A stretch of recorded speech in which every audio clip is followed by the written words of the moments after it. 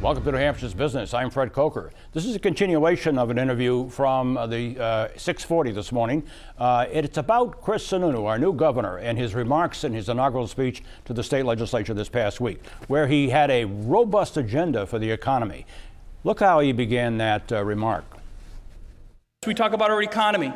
We have workforce issues. There's no doubt. How are we going to retain a stronger workforce here, retain our young workforce, so we can bring in the new jobs and the new businesses and grow the economy? And here are the issues he raised in those remarks. Workforce, healthcare costs, too high. Energy costs, too high. Business taxes need to go down. Education and regulations. And with me to talk about this are three journalists who cover business news in this state and every day of the week. Bob Sanders from New Hampshire Business Review. Welcome, Bob. Mike Cody from the Union Leader, business editor there. And Matt Mowry from Business New Hampshire Magazine, the editor there. Welcome to all of you. Matt, I'm going to go around the horn here.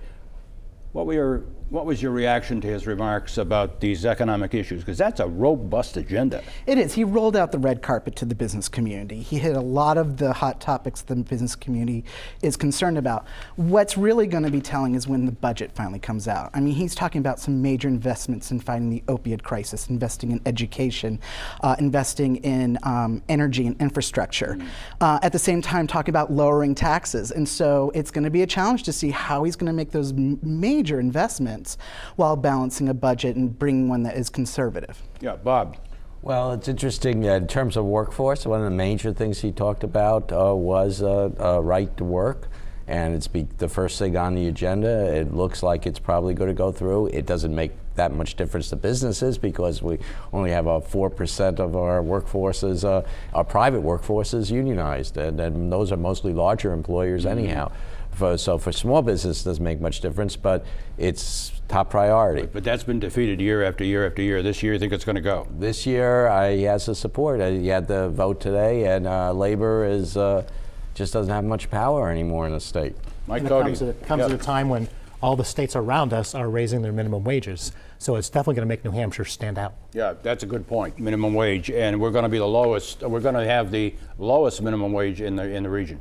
I don't think minimum wage has that much impact other than PR, because the companies that need workers now, they can't, even if minimum wage was $2, $3 higher, they couldn't get them. They're paying higher anyhow. They have to. Yeah, they have to, right.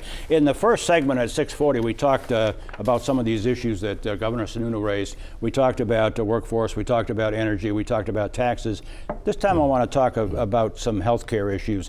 Healthcare is on his agenda. That is probably the most difficult arena that I know in the economy is healthcare, because supply and demand doesn't work, as you all know. Matt, what about that? There's a lot of challenges. I mean, we don't even know what's going to happen at the federal level, and that's going to have a lot of ramifications at the state level.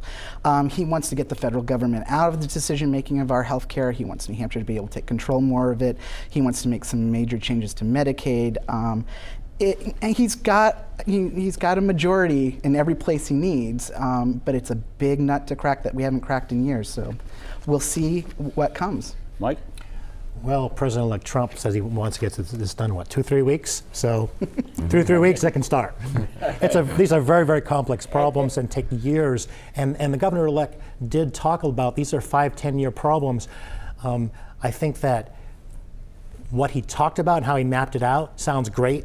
Getting something done in 2 years on any of those issues, other than taxes, some regulations, right to work, will be very difficult. What about Medicaid expansion? That's one of the healthcare issues that many people in the legislature would like to see voted on. Well, he did mention it, and I think that's telling, because I don't think he knows what to do with it. 50,000 people would be thrown out without insurance. It's the hospitals are concerned, the whole medical community is concerned. Yeah. Even business supported, some of the business groups like the BIA supported Medicaid expansion because otherwise the costs get passed on to businesses. So he didn't mention it. He had some vague words about increased competition and low-cost alternatives. What that means, I don't know. But we're going to see some legislation, perhaps, certainly a governor's initiative. He also mentioned the opioid crisis and his intent to do something about that, because that is affecting every part of our economy. Thanks a lot. Bob Sanders from New Hampshire Business Review, Mike Cody from the Union Leader, and Matt Mowry from Business New Hampshire Magazine. All too short, but thanks. And if you want to see this and the earlier segment at 6:40, go to WMUR.com, go up on the left-hand corner to menu, click on local news, and then scroll down to New Hampshire's business.